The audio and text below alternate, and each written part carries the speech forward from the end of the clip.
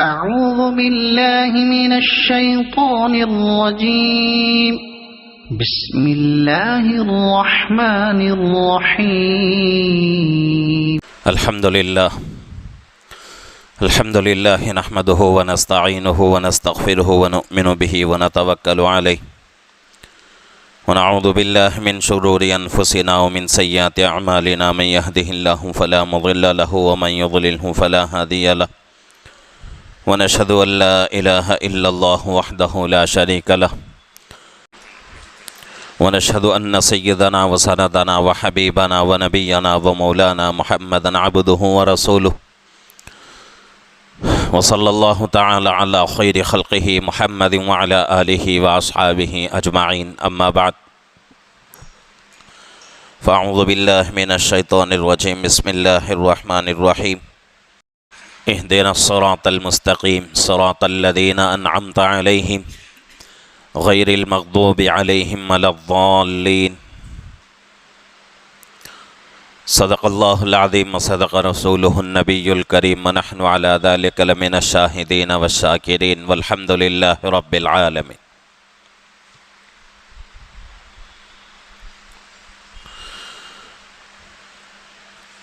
قال رسول الله صلى الله عليه وسلم اللهم بارك لنا في رجب وشعبان وبلغنا رمضان او كما قال النبي صلی اللہ علیہ وسلم. محترم معزز بزرگ اور عزیز دوستو،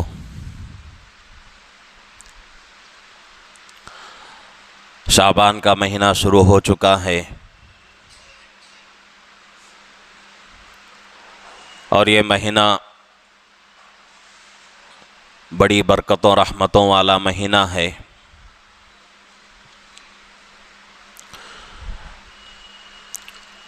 اور یہ مہینہ اللہ رب العزت نے اس امت کو ایک نعمت کے طور پہ عطا فرمایا ہے.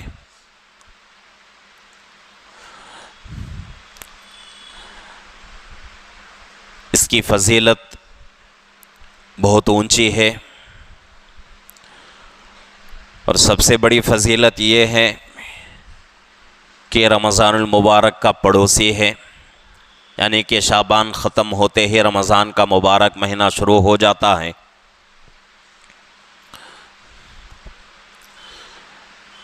اللہ کے نبی پاک صلی اللہ علیہ وسلم، حضرات صحابہ، تابعین، تبع تابعین، ہمارے اسلاف اکابر، ان تمام لوگوں کا طریقہ یہ تھا کہ شعبان کا مبارک مہینہ شروع ہوتے ہی عبادتوں میں اضافہ کر دیتے تھے اور اللہ سے بہت زیادہ ڈرتے تھے. روزوں کی کثرت تھی، نمازوں میں اضافہ ہو جاتا تھا، قرآن کی تلاوت کثرت سے کرتے تھے.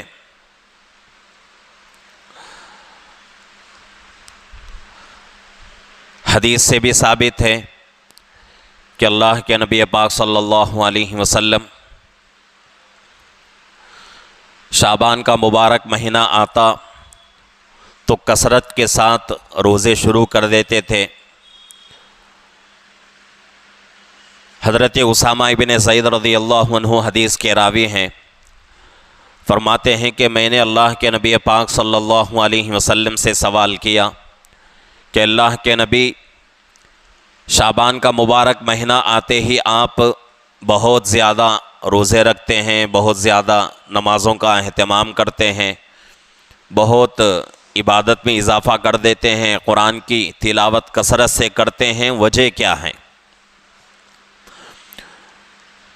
تو حضرت اسامہ ابن زید رضی اللہ عنہ فرماتے ہیں کہ میں نے جب اللہ کے نبی سے سوال کیا تو اللہ کے نبی صلی اللہ علیہ وسلم نے یہ جواب مرحمت فرمایا کہ شعبان کا مبارک مہینہ ایسا مہینہ ہے کہ اس مہینے میں اللہ رب العزت پوری مخلوق کا مقدر لکھتے ہیں، پوری مخلوق کی اللہ نصیب لکھتے ہیں. ایک شعبان سے دوسرے شعبان تک ایک سال درمیان میں ہے، تو اس ایک سال میں آدمی کیا کرے گا، کیا کھائے گا، کیا کمائے گا، کتنا کھائے گا، کون دنیا سے جائے گا، کون دنیا میں آئے گا، کس کا نکاح ہوگا، یہ تمام چیزیں اللہ رب العزت اسی شعبان کے مبارک مہینے میں لکھتے ہیں۔ تو اللہ کے نبی صلی اللہ علیہ وسلم فرماتے ہیں کہ میں یہ چاہتا ہوں کہ میری مقدر، میرا نصیب ایسی حالت میں لکھا جائے کہ اس وقت میں روزے سے ہوں، نمازوں کا زیادہ اہتمام کروں، قرآن کی تلاوت زیادہ کروں، اللہ سے ڈرتا رہوں، اللہ کی عبادت کثرت سے کروں، اس لیے میں شعبان میں زیادہ سے زیادہ عبادت کرتا ہوں۔ تو یہ مہینہ بڑی برکتوں و رحمتوں والا مہینہ ہے، اس کی فضیلتیں اونچی ہیں۔ سب سے بڑی فضیلت یہ ہے کہ رمضان کا بالکل پڑوسی ہے۔ دوسری فضیلت اس مہینے کی یہ ہے کہ اللہ رب العزت اسی مہینے میں انسانوں کی تقدیر لکھتے ہیں، اور اسی مہینے میں پورے سال کے نام اعمال اللہ کے یہاں پیش کیے جاتے ہیں۔ بعض حدیثوں میں آتا ہے کہ ہر پیر و جمعرات کو انسان کے اعمال اللہ کے یہاں پیش کیے جاتے ہیں، وہ الگ چیز ہے، لیکن پورے سال کے اعتبار سے ایک سال میں انسان نے کتنے نیکیاں کی ہیں، کتنی اللہ کی عبادت کی ہے، یہ تمام چیزیں اللہ رب العزت کے پاس پیش ہوتے ہیں۔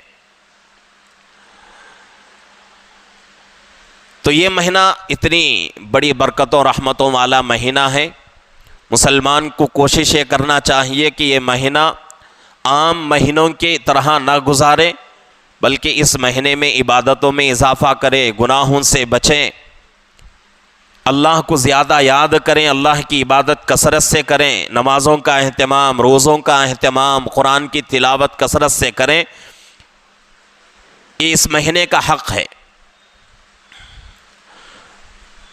اور یہاں تک حدیثوں میں بات آتی ہے کہ اللہ کے نبی پاک صلی اللہ علیہ وسلم شعبان کا مہینہ شروع ہوتا تو شعبان کی پہلی تاریخ سے 28 تاریخ تک مسلسل روزے رکھتے تھے، آخر کا روزہ صرف چھوڑتے تھے 29 کا، اگر 30 کا مہینہ ہو تو 30 کا بھی روزہ چھوڑ دیتے تھے،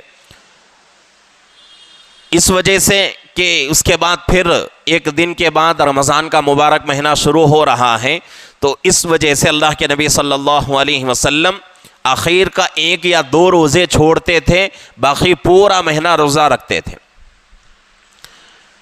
لیکن ایک حدیث میں بات آتی ہے، اللہ کے نبی صلی اللہ علیہ وسلم نے حضرات صحابہ سے فرمایا، صحابہ شعبان کا مہینہ آ چکا ہے، روزوں کی کثرت کرو، لیکن 15 شعبان سے پہلے تک، 15 شعبان کے بعد روزوں کا اہتمام نہ کرو، بلکہ اچھی طرح خوراک لے کر اپنے بدن کو مضبوط کرو، طاقت دو، اور اس طاقت کو رمضان کے مہینے میں خرچ کرو۔ تو شعبان کا مہینہ بڑی برکتوں رحمتوں والا مہینہ، عبادتوں والا مہینہ ہے، اور یہ نعمت بہت بڑی نعمت ہے، اللہ رب العزت نے اس امت کو عطا فرمائی ہے۔ جیسا کہ پچھلی امتوں کو رمضان کا مبارک مہینہ نہیں ملا، تو اسی طریقے سے شعبان کا مبارک مہینہ، شعبان کی فضیلتیں بھی پچھلی امتوں کو نہیں دی گئیں۔ اب شعبان آتے ہی ہم لوگوں کو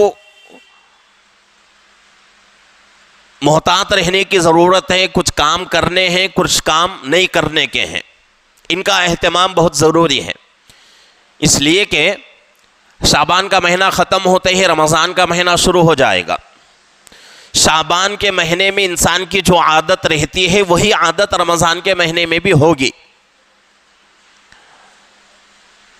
تو اللہ رمضان کے پہلے شعبان کا مہینہ اس لیے دیتے ہیں کہ بندہ شعبان میں اللہ کی عبادت کر کے خوب اللہ سے توبہ استغفار کر کے، روزوں کی کثرت، نمازوں کا اہتمام، قرآن کی تلاوت کی کثرت کر کے رمضان کی فضیلت حاصل کرنے کے لیے تیار ہو جائے۔ اور ایک حدیث میں بات آتی ہے کہ رمضان کے روزوں کے علاوہ، رمضان کے روزوں کے بعد سب سے بڑی فضیلت والے روزے شعبان کے روزے ہیں۔ اور ایک حدیث بھی ہمیں ملتی ہے، ہم بارہا بیانات میں سنتے بھی رہتے ہیں کہ رمضان کے روزوں کے بعد سب سے فضیلت والا روزہ محرم کا روزہ ہے 10ویں تاریخ کا۔ اب اس حدیث میں شعبان کے مہینوں کے، شعبان کے روزوں کی فضیلت بتائی گئی، اور اس حدیث میں محرم کی 10 تاریخ کی فضیلت بتائی جا رہی ہے۔ وجہ کیا ہے؟ تو حضرات محدثین اس کا جواب دیتے ہیں کہ رمضان کا روزہ فرض ہے۔ فرض تو اپنی جگہ ہے، وہ تو بہت اونچی اور فضیلت والی عبادت ہے، اللہ نے فرض فرما دیا ہے۔ لیکن فرض روزوں کے بعد جتنے بھی روزے ہیں، چاہے شعبان کے روزے ہوں، چاہے ذی الحجہ کے روزے ہوں، چاہے محرم کی 10 تاریخ کا روزہ ہو، چاہے ایام 20 کے روزے ہوں، کوئی بھی روزہ ہو، تمام کے تمام روزے نفل ہیں۔ اب شعبان کے روزوں کی فضیلت کیوں بتائی گئی؟ وجہ اس کی یہ ہے کہ آدمی شعبان میں روزوں کی کثرت کیوں کرتا ہے؟ رمضان کی تیاری کے لیے، رمضان میں اپنے آپ کو اللہ کے حوالے کرنے کے لیے، اللہ کی عبادتوں کو مکمل طور سے ادا کرنے کے لیے شعبان سے ہی تیاری شروع کر دیتا ہے۔ تو اس وجہ سے شعبان کے روزے فضیلت والے روزے ہیں۔ شعبان کا مہینہ چونکہ شروع ہو چکا ہے، اور یہ اسلامی مہینوں کے اعتبار سے 8واں مہینہ ہے، اس کے فوراً بعد رمضان کا مہینہ شروع ہو جائے گا، اور ہم لوگ دیکھتے ہیں کہ رمضان جیسے ہی شروع ہوتا ہے، شروع ہوتے ہی ہماری مسجدیں بھر جاتی ہیں، اور اتنی کثرت ہو جاتی ہے کہ بعض نمازوں میں لوگوں کو صفوں میں کھڑنے کے لیے جگہ بھی نہیں ملتی، اور مسجد کے ذمہ داروں کو پریشانی ہوتی ہے کہ بھئی مجمع اتنا زیادہ آ رہا ہے، جگہ کم ہے، کیسے کریں؟ لیکن ایک ہفتہ بھی نہیں گزرتا، پہلا عشرہ تو بہت دور کی بات، پہلا ہفتہ بھی نہیں گزرتا، بس وہ مجمع غائب ہو جاتا ہے، اور ایسے غائب ہو جاتا ہے کہ اگر پھر اس مجمع کو دیکھنا ہے تو اگلے رمضان میں ہم کو دیکھنا پڑے گا۔ حالانکہ ہونا کیا چاہیے کہ بھئی رمضان کا مبارک مہینہ ہے، ہر چیز سے الگ ہو کر خوب اللہ کی عبادت کریں، لیکن یہ صرف 4-5 دن کا مسئلہ رہتا ہے، 4-5 دن لوگوں کی کثرت ہوتی ہے، پھر اس کے بعد عام دنوں کے اعتبار سے کچھ نمازی بڑھ جاتے ہیں رمضان کے مہینے میں، اور شروع میں جو نمازی آتے ہیں، جو لوگ مسجدیں بھرا دیتے ہیں، وہ مجمع ہم کو نظر نہیں آتا، ایک ہفتے کے بعد مجمع کم ہو جاتا ہے۔ وجہ کیا ہے؟ کتابوں کے اندر لکھا ہوا ہے کہ رمضان کا مبارک مہینہ آنے سے پہلے انسان کی جو عادت تھی وہی عادت رمضان میں رہتی ہے، تو اس وجہ سے انسان رمضان کا مہینہ آنے کے باوجود بھی عبادتوں کا اہتمام نہیں کر پاتا، عبادتوں کی کثرت نہیں ہو پاتی۔ کتنے لوگ ایسے ہیں رمضان کا مبارک مہینہ آتا ہے، روزے نہیں رکھتے، نمازوں کا اہتمام نہیں ہوتا، اللہ کی عبادتیں نہیں کرتے، بازاروں میں گھومتے رہتے ہیں، علل اعلان کھانا پینا سب کچھ ہوتا رہتا ہے۔ آپ لوگ بھی دیکھے ہوں گے کہ بازاروں میں، چائے کے ہوٹلوں کے پاس رمضان کے مبارک مہینے میں کتنے لوگ ایسے ہیں جن کے چہرے پر داڑھی، سروں پر ٹوپیاں اور بدن پر جھبا اور پیجامہ رہتا ہے، ایسے لوگ بھی چائے کے ہوٹلوں کے پاس چائے پیتے ہوئے نظر آتے ہیں۔ یہ کیوں ہوتا ہے؟ اس وجہ سے کہ انسان رمضان کے لیے پہلے سے تیاری نہیں کی۔ اب ایک دم آدمی کو اتنی محنت کرنا پڑے تو نہیں کر سکتا. مثال کے اعتبار سے کوئی بچہ اسکول میں پڑھ رہا ہو یا کوئی کالج میں پڑھ رہا ہو, ایگزام کے ایام آتے ہیں, ایگزام کے دن آتے ہیں, تو وہ بچہ, وہ اسٹوڈنٹ کیا ایگزام سے پہلے تیاری کرے گا یا ایگزام ہال میں جا کر ایگزام کی تیاری کرے گا؟ ظاہر سی بات ہے, سب جانتے ہیں کہ ایگزام آنے سے پہلے 1 مہینہ 2 مہینہ 3 مہینہ پہلے سے ہی اسکولوں میں کالجوں میں امتحان کی تیاری شروع کرا دیتے ہیں, اور بار بار گھروں میں ماں باپ بچوں کو ٹوکتے رہتے ہیں کہ ایگزام آ رہا ہے, خوب محنت سے پڑھنا. 1 مہینہ 2 مہینے پہلے سے تیاری شروع ہوتی ہے. تو اسی طریقے سے رمضان کا مبارک مہینہ آ رہا ہے تو ہم کو رمضان آنے کا انتظار نہیں کرنا چاہیے. رمضان آنے سے پہلے ہی اس کی تیاری میں لگ جانا چاہیے. اب اس کی تیاری کیا ہے؟ 2 طرح کی تیاری رمضان کی ہوتی ہے. ایک ہے دنیاوی تیاری اور ایک ہے دینی تیاری. دنیاوی تیاری کیا ہے کہ آدمی رمضان کا مبارک مہینہ اس کا ایک ایک لمحہ ایک ایک سیکنڈ اللہ کی عبادت میں گزارنا چاہے تو ہر طبقے کے لیے, چاہے وہ طبقہ ملازمت کرتا ہو, چاہے وہ طبقہ تجارت کرنے والا ہو, چاہے وہ طبقہ کھیتی باڑی کرنے والا ہو, کام دھندا کرنے والا ہو, کوئی بھی جماعت ہو, کوئی بھی طبقہ ہو, وہ طبقہ رمضان کا پورا نظام العمل بنا لے. غیر رمضان میں جو کام ہم کرتے تھے وہ کام نہیں کریں گے. اگر حلال ہے, جائز کام ہے تو ان کاموں کو آگے پیچھے کریں گے اور ان کاموں کو کرنے میں بہت کم وقت دیں گے. اور جو چیزیں ناجائز ہیں ان کے قریب نہیں بلکہ ان کا تصور بھی نہیں ہونا چاہیے. اور بہت سارے لوگوں کے گھروں میں ٹی وی وغیرہ رہتی ہے. رمضان کا مبارک مہینہ آتا ہے تو ٹی وی بند کر دیتے ہیں اور ٹی وی کے اوپر ایک کپڑا ڈال دیتے ہیں کہ بھئی اب ٹی وی نہیں دیکھیں گے. اب جیسے ہی رمضان گزر گیا وہ کپڑا ہٹ جاتا ہے, اب ٹی وی شروع ہو جاتی ہے. اور بہت سارے لوگ رمضان کا مبارک مہینہ آتا ہے, اب تو ہم جو ہے ترقی پر جا رہے ہیں, موبائل ہر آدمی کے ہاتھ میں ہے, تو بہت سارے لوگ کیا کرتے ہیں, رمضان کا مبارک مہینہ آنے سے پہلے یعنی کہ رمضان ابھی 1 دن 2 دن باقی ہے, تو کیا کرتے ہیں, اپنے موبائل میں انٹرنیٹ کا جو ریچارج ہوتا ہے اس کو نہیں ڈالتے. اگر کسی کا پیک ختم ہو گیا ان تاریخوں میں نہیں ڈالتا, اس وجہ سے کہ رمضان میں اگر انٹرنیٹ رہے گا تو گناہ کروں گا. اب یہ تیاری کب ہوتی ہے؟ بالکل رمضان سے ہم لگ جاتے ہیں اس وقت یہ تیاری ہم لوگ شروع کرتے ہیں, یا رمضان شروع ہو جاتا ہے پہلے روزے کو ہم جا کر تیاری شروع کرتے ہیں. حالانکہ تیاری کب شروع کرنا چاہیے؟ شعبان کا مہینہ شروع ہوتے ہی رمضان کی تیاری کرنا ہے. اسی لیے رمضان کے ہم لوگ حدیثوں میں سنتے رہتے ہیں کہ رمضان کے پورے مہینے کو اللہ نے 3 حصوں میں تقسیم کر دیا ہے. 3 عشرے آتے ہیں, پہلا عشرہ رحمت کا, دوسرا عشرہ مغفرت کا, تیسرا عشرہ آگ سے آزادی کا.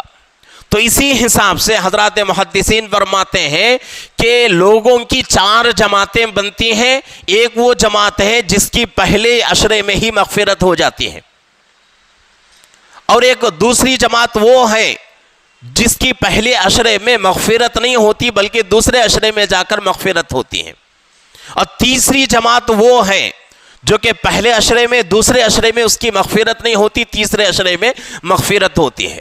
اور ایک آخری جماعت وہ بد نصیب جماعت ہے, محروم جماعت ہے کہ اس کے لیے رمضان غیر رمضان دونوں برابر. رمضان آتا ہے گزر بھی جاتا ہے لیکن ان کے گناہ معاف نہیں ہوتے, ان کی مغفرت نہیں ہوتی. کیوں ہوتا ہے؟ اس وجہ سے کہ ہم نے اپنے نفس کو گناہوں کا عادی بنا دیا ہے. اسی لیے اللہ کے نبی پاک صلی اللہ علیہ وسلم نے حضرات صحابہ کو حکم دیا اور اب عملی طور پر بتا کے چلے گئے کہ شعبان کا مہینہ شروع ہوتے ہی یہ تمام کام چھوڑو. کس وجہ سے؟ رمضان کی وجہ سے.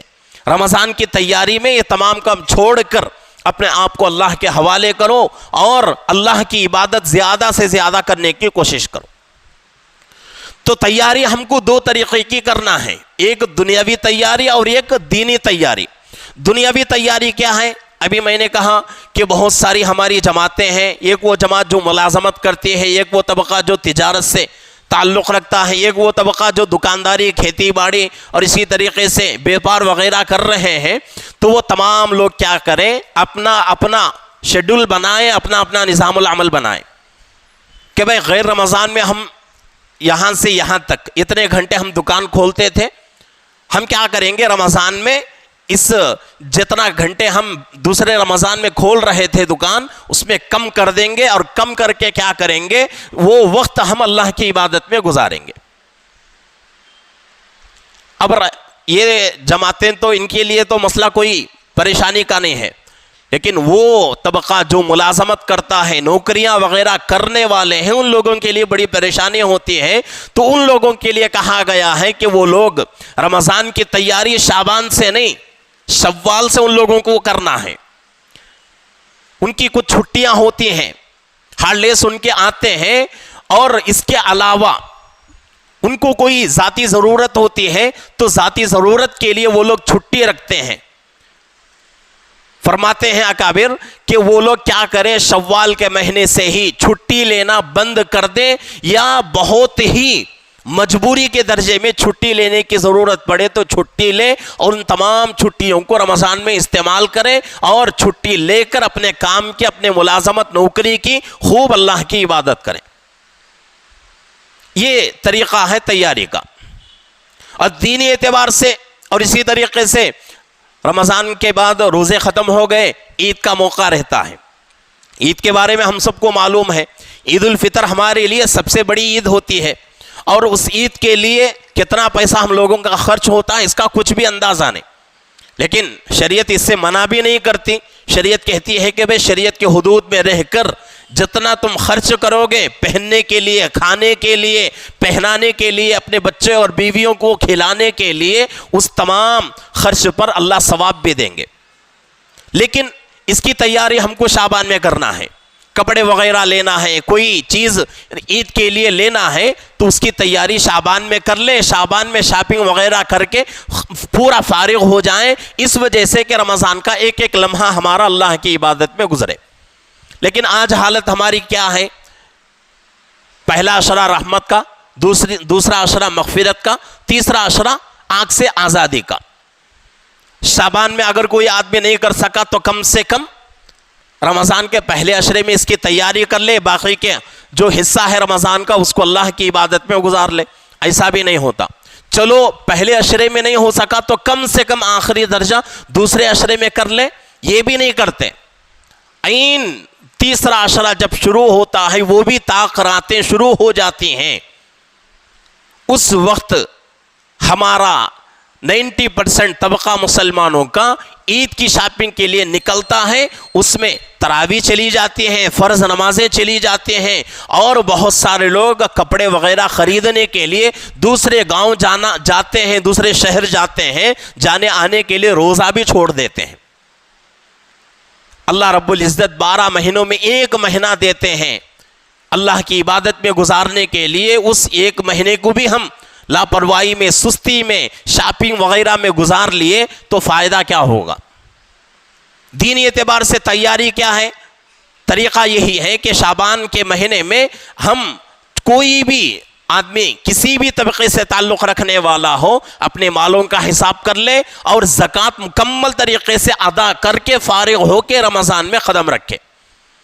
اب ہماری حالت کیا ہے کہ ہمارا سال کب ہو رہا ہے؟ رجب میں ہو رہا ہے، یا ذوالقعدہ میں، ذی الحجہ میں، محرم میں ہمارا سال ہو رہا ہے، لیکن اس مہینے میں ہم زکوٰۃ ادا نہیں کرتے۔ رمضان کے انتظار میں رہتے ہیں کہ بھئی رمضان آئے گا تو زکوٰۃ ادا کریں گے۔ اس سے پہلے بھی میں نے کہا تھا کہ رمضان سے کوئی تعلق نہیں ہے زکوٰۃ کا۔ زکوٰۃ جس مہینے میں فرض ہوتی اسی مہینے میں ادا کرنا ضروری ہے، فرض ہے۔ اگر کوئی بندہ ذی الحجہ میں، محرم میں، ذی القعدہ میں، شوال میں اس کے اوپر رمضان، اس کے اوپر زکوٰۃ فرض ہوتی ہے، وہ آدمی اس نیت سے ٹکتا ہے، زکوٰۃ ادا نہیں کرتا کہ رمضان میں 1 کے 70 ملتے ہیں، تو وہ آدمی بڑا محروم ہو جائے گا۔ تو اس لیے تمام چیزوں کی تیاری کر کے گناہوں سے پاک ہو کر اللہ سے توبہ استغفار کر کے رمضان میں قدم رکھیں گے تو انشاءاللہ ثم انشاءاللہ رمضان کی پوری برکتیں اللہ ہمیں عطا فرمائیں گے. اور جب ایسا ہم گزاریں گے تو رمضان ہونے سے پہلے پہلے ہماری حالت بدل جائے گی اور اللہ رب العزت ہمیں ایسا بنا دیں گے کہ ہم خود محسوس نہیں کر سکتے. تو اس لیے شعبان کا مبارک مہینہ شروع ہو چکا ہے. ہر اعتبار سے رمضان کی تیاری اسی مہینے میں کریں, عبادتوں کا اضافہ کریں, نمازوں کا اہتمام کثرت سے کریں, خوب روزوں کا اہتمام کریں, خوب اللہ کے کلام کی تلاوت کا اہتمام کریں اور گناہوں سے بچیں. تو انشاءاللہ یہی عادت ہماری رمضان میں رہے گی اور رمضان کا ایک ایک سیکنڈ ایک ایک لمحہ ہمارا اللہ کی عبادت میں گزرے گا. اللہ رب العزت سے دعا ہے کہ اللہ رب العزت ہم تمام کو رمضان کا مبارک مہینہ آ رہا ہے اس کا ایک ایک سیکنڈ ایک ایک لمحہ غنیمت سمجھتے ہوئے شعبان سے اس کی تیاری کرنے کی اللہ ہم سب کو توفیق عطا فرمائے. آمین. وآخر دعوانا الحمدللہ رب العالمین.